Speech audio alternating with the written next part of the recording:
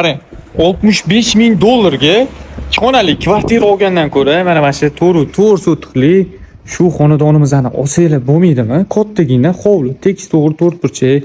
Mana bu uyimizni asosiy kirish darvoza xonasi. Kengligiga bitta e'tibor bering. Bu tomonimizda xo'p, 4 ta xona bo'lyapti. Ikkita kattalar uchun yotoqxona, bitta bolalar yotoqxonasi hamda mehmonxona, yuvinishxona, hojatxonalari alohida va o'zini oshxonalari ham bor. Xo'p, yurib kelamiz. Bu tomonda o'zini katta hovlisiga ega va past tomonimizda bitmagan binosi, ichida ta'mirtalab va o'zini hojatxona, yana yuvinishxonalari alohida qilingan. Endi qarang, kvartirani o'rniga shu tekis to'g'ri to'rtburchak bo'lgan hovlimizni olsanglar, menimcha sizlar yutqizmagan bo'lardinglar. Ko'chalari ham asfalt qilingan. Xo'p, lokatsiyasiga keladigan bo'lsak, Kilis Abdurahmonovda joylashgan, orientir shunaqana havasli yonidagi mahalladan kirganda. Egalarining nomerini pastga yozib qoldiramiz. Lokatsiya Telegram kanalimizda tez bosib oladigan joyi.